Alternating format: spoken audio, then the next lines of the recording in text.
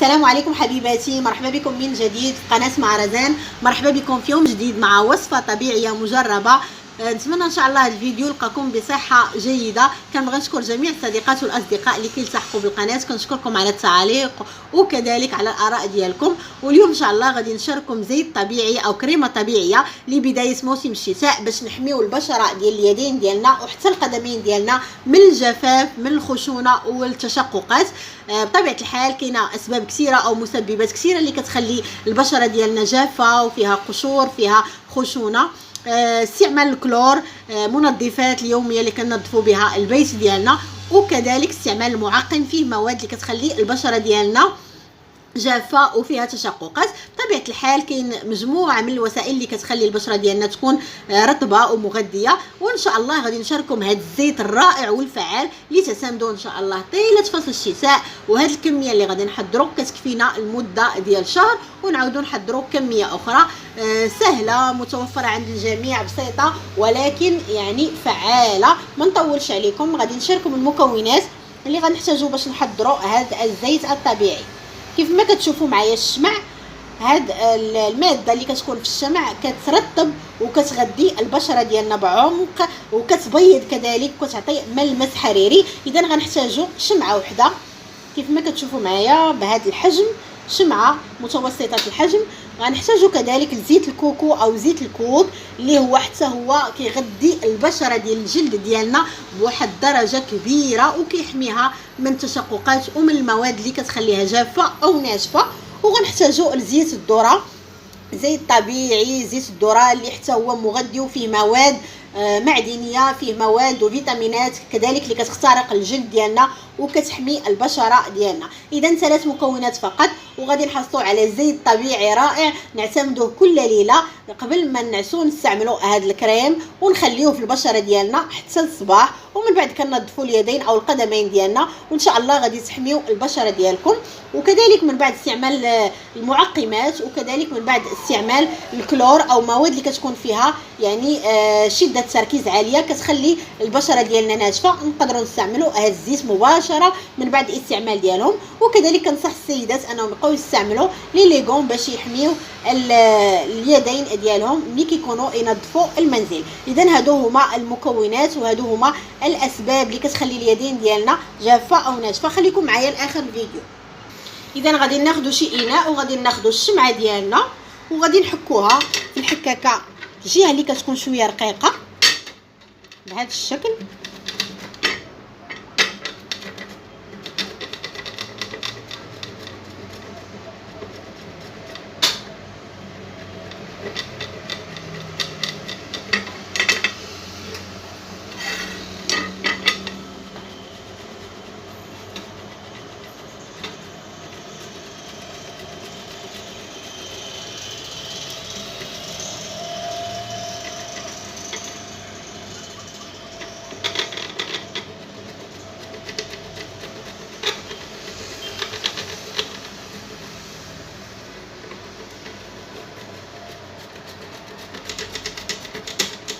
اذا غادي نستمر انا حتى نكمل الشمعه ديالي، وبطبيعه الحال غادي نكمل معكم الطريقه ديال تحضير هذه الكريمه او الزيت الطبيعي.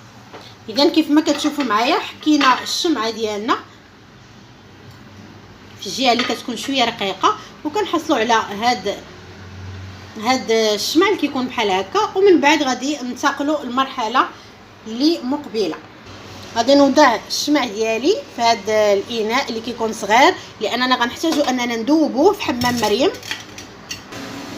من بعد ما كنوجدوا الشمع ديالنا كنحكوه، غادي ناخذوا هذا الفنجان ديال زيت الذره اللي هو المقدار ديال 5 ديال المعالق كبار. 5 ديال المعالق كبار غادي نضيفوهم على هذا الشمع اللي حكيناه من قبل. اذا غادي تعبروا بالمعلقه اللي كتكون كبيره 5 ديال المعالق مقدار ديال هذا الفنجان اللي كتشوفوا معايا. ومن بعد غادي ناخذوا زيت ديال الكوك، هو اخر مكون. كنمزج الزيت مع الشمع ديالنا،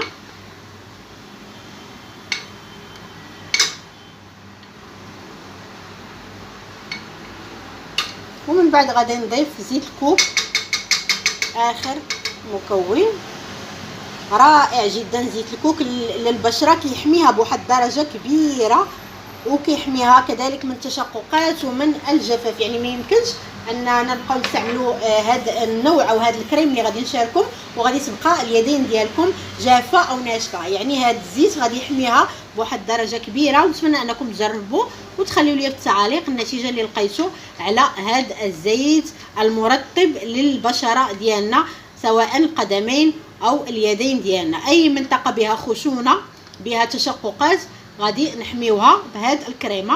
دابا غادي نستعملوا هاد الكريمه ديالنا او هاد الزيت ديالنا فوق او تحت نار هادئه باش نذوبوها 100%. كيف ما كتشوفوا معايا كناخذوا شي اناء كيكون فيه الماء، يعني درجه الغليان ديالو مرتفعه، وكنوضع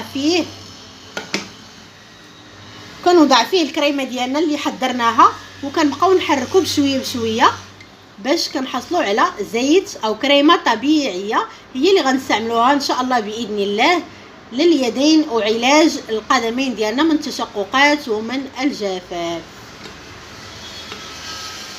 كنبقاو نحركوا بشويه في هذا الماء الساخن حتى كنحصلوا على يعني قوام كريمي، ومن بعد غادي نستعملوا الكريمه ديالنا في شي قريعه صغيره، وكنبقاو نستعملوها يعني عند الحاجه. ها هو بدا كيذوب.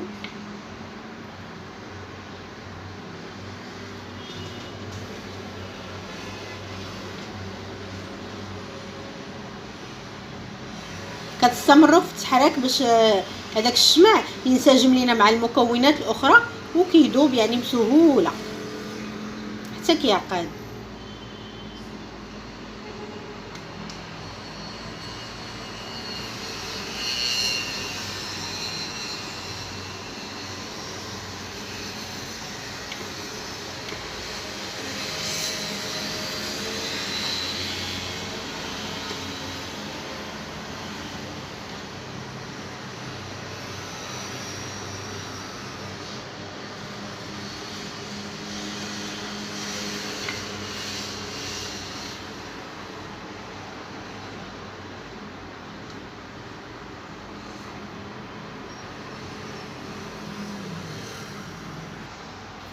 ومن بعد ما كتبرد كيف ما كتشوفوا معايا هذه هي النتيجه اللي كنحصلوا عليها. كتعقد، هانتوما شفتوا القوام ديالها،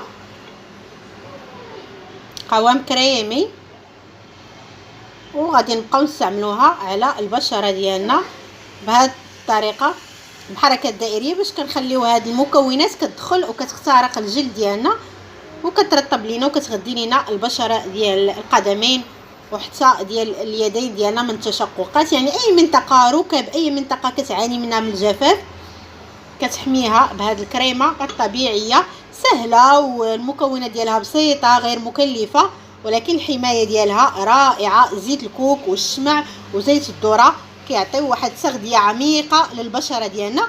بطبيعه الحال غادي نستعملوا هذا الشيء اناء يكون محكم الاغلاق باش نبقاو دائما نستعملوها وتبقى معنا.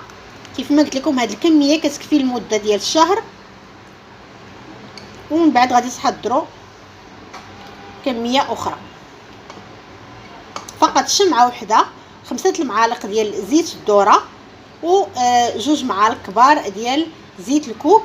هادو هما المكونات اللي احتاجيناهم باش نحضروا هذه الكميه اللي غادي تكفينا المده ديال الشهر تقريبا. وكنبقاو كيف ما قلنا نستعملوها في يعني في المجمد، ولكن فقط يعني في درجه كتكون شويه يعني ملائمه، ما غاديش نحتاجوا اننا نجمدوها اكثر. هذا القوام كافي. الا لقينا انها ولات سائله نعاودوا نستعملوها في المجمد حتى كتعقد، وغادي نبقاو نستعملوها على البشره ديالنا باش نغذيوها كيف ما قلنا عند الحاجه، من بعد استعمال المنظفات او من بعد استعمال الكلور او المعقم. وان شاء الله غادي تحميو البشره ديالكم وغادي تكون ان شاء الله مغذيه ومحميه 100%. اذا كانت هذه هي الكريمه الطبيعيه او الزيت الطبيعي اللي شاركتكم، كنتمنى انكم تجربوه في البيت ديالكم، سهل وبسيط، وكذلك غادي يحمي لكم البشره ديال القدمين واليدين ديالكم، اي منطقه كتعانيو منها من الجفاف، وان شاء الله غادي تعتمدوا. وكنتمنى انكم تبارطاجيو هذا لا فيديو مع الاحباب والاصدقاء، وكنشكركم والى اللقاء مع فيديو قادم ووصفه قادمه ان شاء الله.